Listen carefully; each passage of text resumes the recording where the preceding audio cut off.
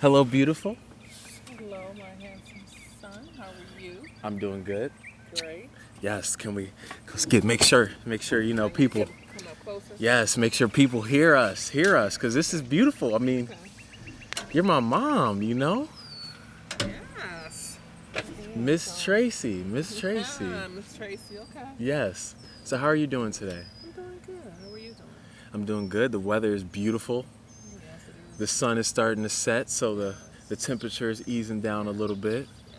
Yes. I brought you here because I think for viewership alone, as much as I talk about you to everyone who encounters me, and No. as much as they want to know where do I get the energy that I possess, Mm-hmm. I always refer back to Oh. you. Okay. Well, I appreciate that. Of course, I of course. tried to instill that in you. Whatever I felt that I needed that I didn't get, I wanted to instill that into you. So. Already got some extra love, extra conversations, extra whatever. So yeah. So you felt like growing up you didn't receive the type of love that you put out for Well, I me? grew up in different times. You know, my grandparents wasn't as touchy feely as I was, so I didn't get the conversations or the extra hugs or whatever. But not that I was deprived or anything, but just how it was. Mm. So I wanted to give that more to you. You know, to make you out to be a better man, hopefully. So yeah. Right. So at what point did you start to understand that you wanted to give something that you weren't necessarily being given? Like, why did you make that decision? Well, because I knew how I grew up. Not saying I grew up in a bad situation, but I knew that I wasn't much hugging and much loving, and I felt that I missed that. So I wanted to make sure that I gave my kids that. So describe to me your growing up life, your situation. How was it? Okay. Grew up with a family of 8 kids. I'm the baby of the family. Wow. Mother and father divorced at a young age, so just a single mom trying to raise her kids. So we struggled a little bit as far as trying to make ends meet and where we lived sometimes, but she managed to pull it through, and we ended up having a pretty decent, well-rounded, well-rounded life. So yeah, Right, right. yeah. Throughout your life, did you come across new siblings that maybe, since your parents separated, that you weren't able to connect with growing up, that you had the fortune to meet later on in life? Okay, so now you're gonna make me go back and tell my story. Okay, yeah. As you know, that my birth mother passed away when I was like maybe 2 years old. Wow. So from that union, I had some other siblings that I didn't get a chance to get raised with because when my birth mother passed away, my father remarried, and I went with him and her family and his other kids. So those other siblings I never got a chance to know until after I got grown Hmm. and found them, and then we had a chance to kind of reconnect. Okay. So yeah. Now, once you guys reconnected, did you guys see the similarities in stature and the way you guys presented Um, yourselves? I would say maybe one of my sisters I did, but the other ones not so much. But the kindred spirits I guess was there. Okay. I felt the love. I felt the connection. Which I never had felt before. Because not being raised with blood relatives around, you kind of don't have that blood connection or that. So when I That finally met family them, feel. that Yeah. right. So when I finally met them, I did have that blood connection or that feel of that I belonged there or something. Mm, So yeah. mm. Yes, that's very deep, very deep. So who was it that took charge as the mother role for you from the time that your biological mother passed? A woman named Mary Little, or Fuller, which would be her name, which is my maiden name. She married my father. Um, Unfortunately, that marriage didn't last, but because she had adopted me to that marriage, I stayed with her when they got divorced. Oh, So so you and your father kind of separated we from kind that of point. separated from that point. I didn't see him again. I didn't see him again ever after I age of 9. Yeah, How I did did yeah. talk to him on the phone, but I never saw him again after that. What were the effects of not being able to be with your father from that time I period? don't think I had any effects. Mm. I don't really think that bothered me too much. My mother was able to give me a well-rounded life. So the absence of not having my father there really wasn't felt. I guess you can't feel what you don't know, Mm. kind of thing. Like an ignorance is bliss type Yeah, of feeling. yeah. But when she remarried to my stepfather, who I considered to be my father, because he kind of raised me from age about 13 on. When she married him, then I felt the presence of having a man in the house and knew what that was like and knew how to have that father and daughter connection. So he had an impact on my life. So was he that stable male figure He once was he that was there, stable. he stayed? He And stayed with that male figure that stayed. God bless. God bless those who get up and they take those roles that may be missing in someone's life Right. and push on and Right. continue to give that love that's needed. Right. So as you're growing up and through your teenage years, what is it? What is the path that you chose exiting the home? Because my other siblings had joined the military, and I figured I would just follow suit. So I joined the Army after high school. Ended up staying in the military, doing 21 years, retiring from the military. Once that was done, joined a career in federal service. How was your military service? Did you enjoy it? Did you enjoy the people that you met? I did. I made some connections and enjoyed the different places that we went to and be able to be stationed in Hawaii and Germany and other places like that. Chance to see the world, and I made some friends from that I still have to this day. And just having the background of the military of being able to be independent and finding my own way, finding what I enjoy doing in life, having the freedom to go do that, kind of gave me a chance to do all that. So, Right. And so during this military service, you have a child, right? And you get married. So I mean, let's I mean that would be something yeah, we can't skip can't over in skip this over life. that. Okay, well, I met your father shortly after I got into the military at my first duty station in Georgia, in Fort Stewart, Georgia. Okay. We started dating. Shortly thereafter, maybe 3 or 4 years after we dated, we got married. And then after we got married, we had you. Mm. So yeah, you were born in Germany, as you know, in Berlin. So yeah. Thank you. Thank you for bringing me into this world. You I got to make sure that's known Yeah. for all the universe. I wouldn't be the person I am without you and Thank without your contribution. So thank you. Thank you for being such a great son. I appreciate that, Yeah, Mom. you I really appreciate are. that. Yeah. So how is it being in a relationship, married, and having to still serve your country and be in the military? It was tough, especially when you were born and trying to manage all that and have a career. Something had to give, and I know I wasn't there as much as I probably would have liked to have been. Plus, the military calls you away to go here and there and the other. So, not being able to be a full-time mom to you is what I think was impacting me the most. Yeah, yeah, I can definitely remember those days when missing Mom was Right. at the top of the list. Right, and I was missing you just as much as I was missing me. So. But the effort you always continue to make throughout those separations always stayed true to my heart and always prevailed. Yeah. The time was felt and the separation was felt, but the love that we had for each other it was as if we were always together, and it was never separated. Right. I always try to make sure that we stay connected. No matter where I was, I'm always calling you, sending you postcards, letters, or whatever it may have been, just to stay connected with you. Absolutely. So being as that you were married, how did that affect your military service as well? I won't say my military service had anything to do with my marriage being a success or a failure.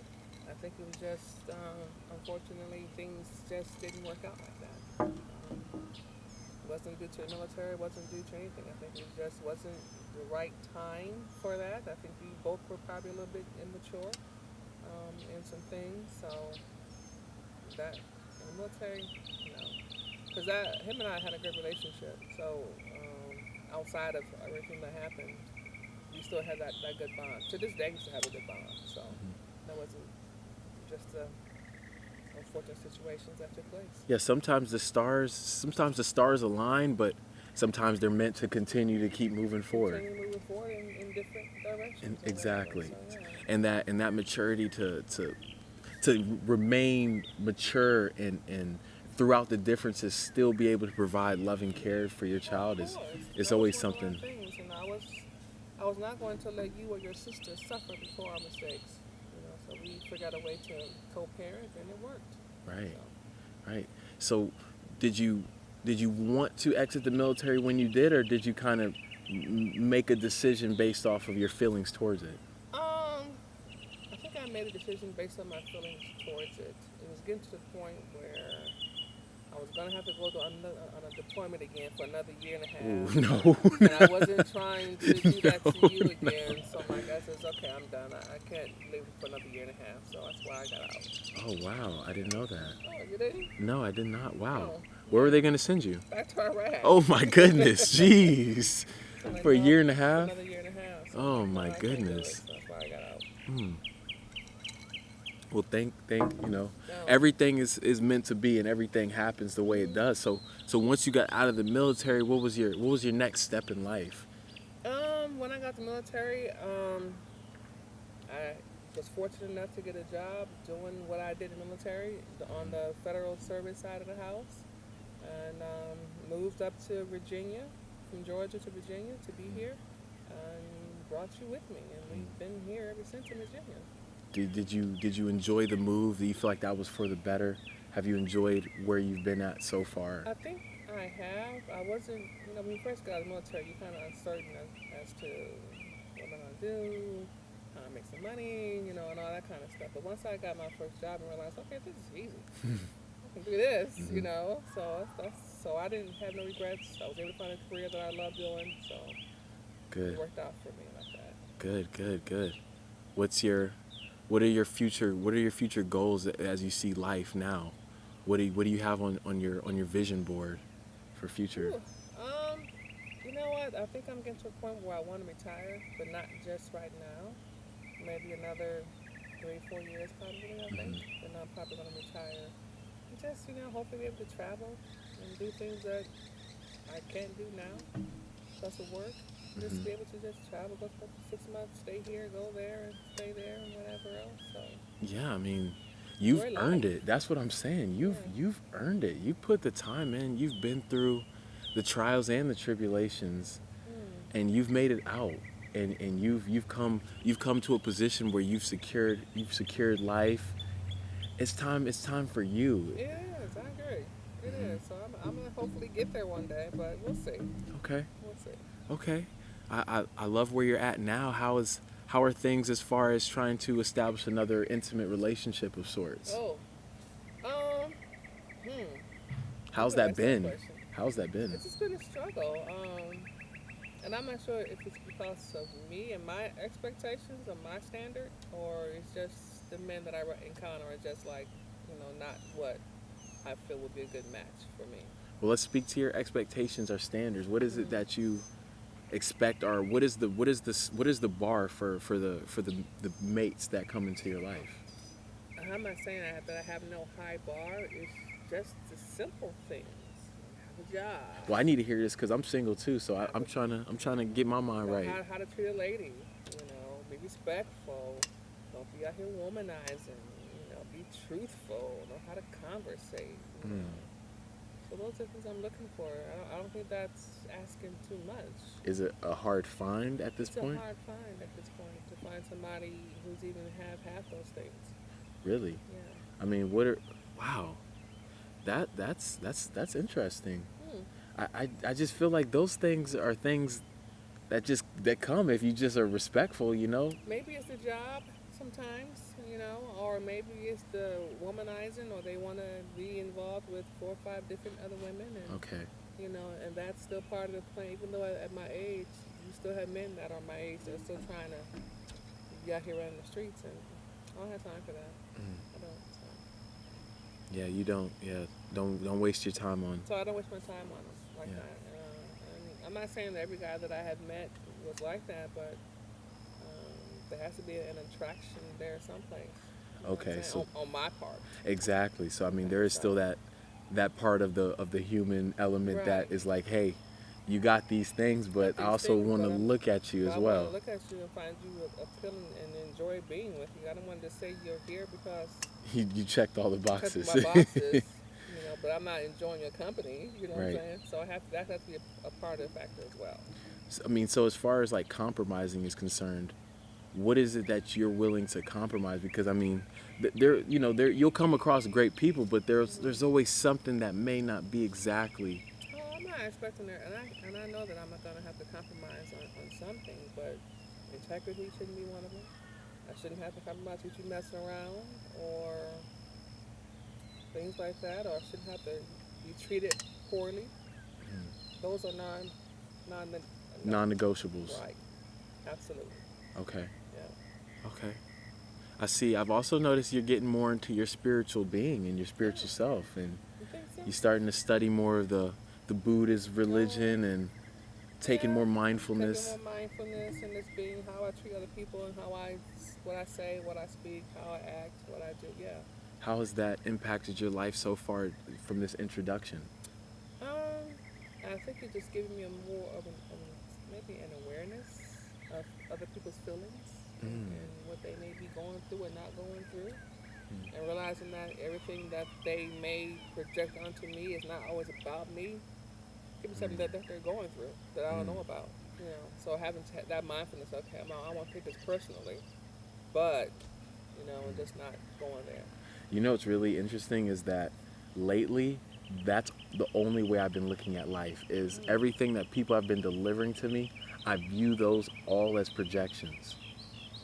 And It's a good way so to do that. I look at everything differently now. So when people are coming to me with negative Negative energy, energy.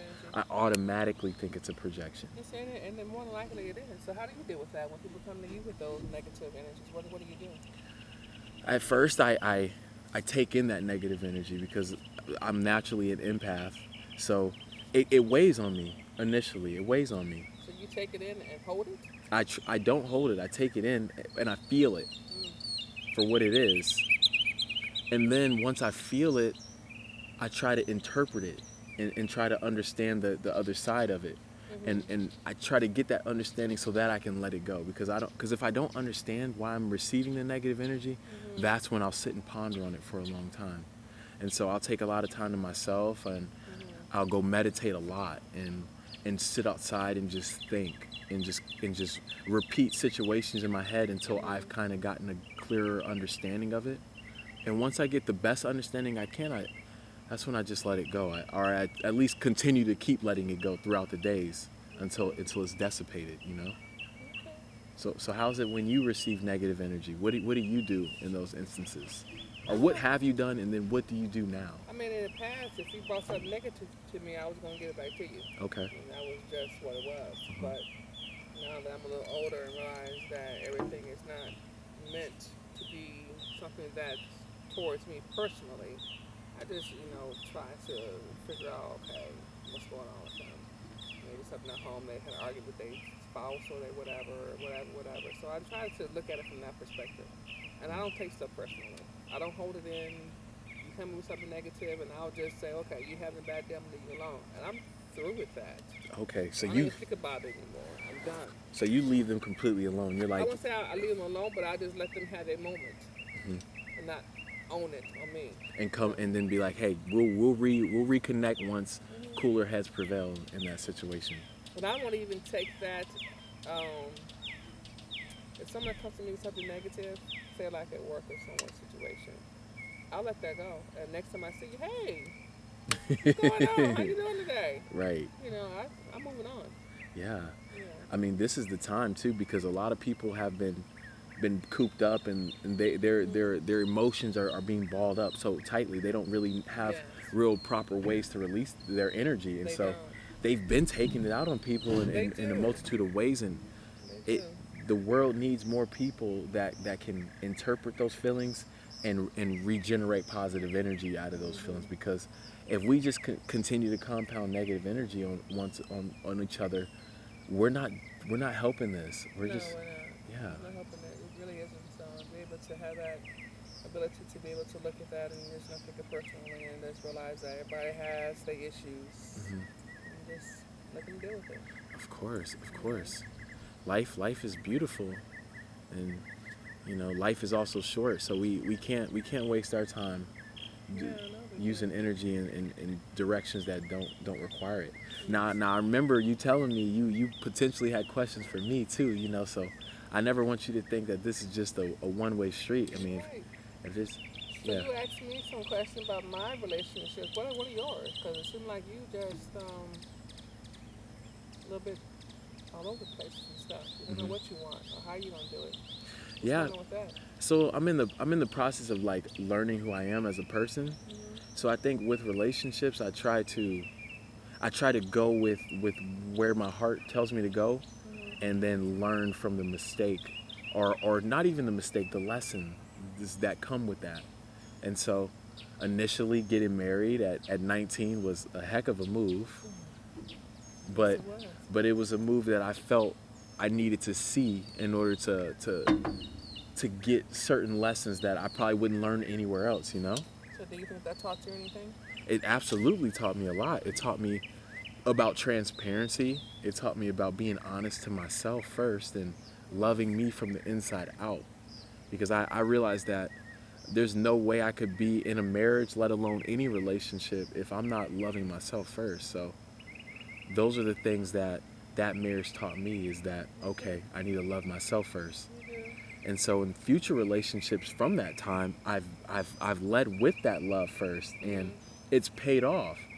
Okay. Now, relationships may not always continue or prevail based on humans Right. and the differences we have, Right. but as long as the partner that I'm with understands that I love myself truly, and that I'm not, and I love myself so much that I'm not going to disrespect you, that's the most important thing. Okay. And so I lead with that honesty, and let them know that, hey, for me, I love myself so much, I'm willing to lose you to be honest with myself. Okay. So And you think that you're ready for something serious as far as relationship? Well, let me ask you this. What's your type of woman? so this is a funny question, because I was just asked this question, right? And when I really thought, I was like, the type of person I would want to be with is me, a person that's like me. Like, I'm almost becoming the person I would want to be with, in a sense, like a person who's very understanding, honest, transparent, a person who likes to be within the universe and out, outside, and likes to take chances, and expound on the things that they already know, these are things that I try to develop within myself, because that's the partner that I want, you know. So have you been able to find her, or you just can't find nobody like that? They're lacking something. What? I think I'm getting closer. I think every single day I'm getting closer and closer to the person that's meant for me. I don't know when that time will be, when we and that person connect fully, but my goal is to kind of harness myself and continue to do that, because when that love comes, that's going to be a really powerful love.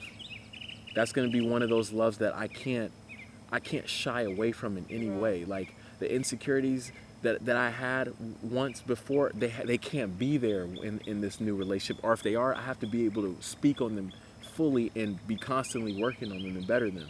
So because I know that, that's why I just continue to hone in inward, so that when that love comes, I'm ready for it. I step right into it, and it's so powerful. It shoots. Really? Yeah. So, Okay. but trust me, I want that love, and Do you? it Okay. gets lonely. It gets lonely being, single, because I'm having to readjust now. But all in all, everything that's meant for me is gonna come, and That's true. And right. she'll come when you meet that right woman. You'll know. Are you confident that you'll find the love that you desire? Hmm, it's a good one. I don't know. If I had to be honest, I'd probably say no, Why would you say that for? because I don't think that I'm optimistic and hoping that maybe I will be. But at this point in the game, every year that passes, I'm like, okay, I'm getting to the point where I'm getting beyond the point to find somebody. So I don't know. I don't know. I hope I do, but I really don't think I probably will. Do you feel like there's something that you're doing or not doing that's preventing you from being in that position to get that love? Mm, I don't think more than other than me putting myself probably more out there. You know, I'm a homebody usually most of the time, so I can't find somebody sitting in my living room. So I might know that, but I don't know. I don't think I'm. Other than that, I'm not preventing anything. I don't think. You know, What's keeping you from putting yourself fully out there? because I'm a homebody. I mean, is it the fear of what's outside, or is it the No, it's love just of what's it's inside? just the love of what's inside. I'm just content with this, just being in my own space, being in my own thoughts and whatever else. And of course, I do like to be social and go out and do things, but After I've done them, okay, now I need my break, Decompression. decompression time to be Right. able to get myself back to center where I need to be. So Hmm. I don't know. Mm. Let's see.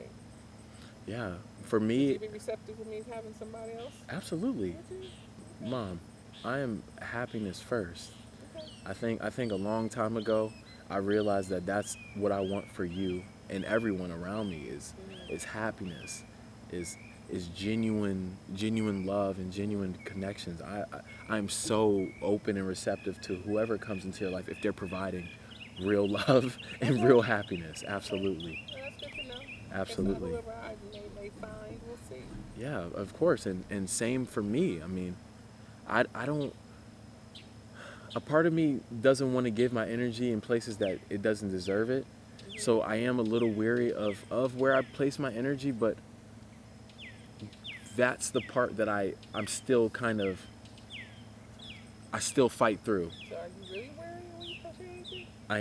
I am. It's just that I understand that I have to be present in order to be found, you know?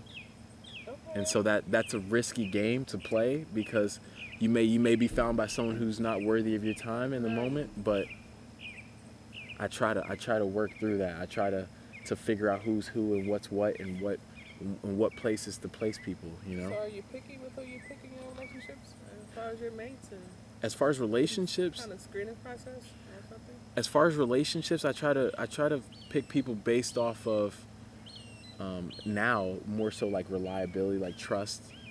Like if I feel like I can walk away and come back and things are still in the same position that they were when I left relatively, Mm-hmm. then that's a strong characteristic that I will probably hold, hold near and dear to my heart.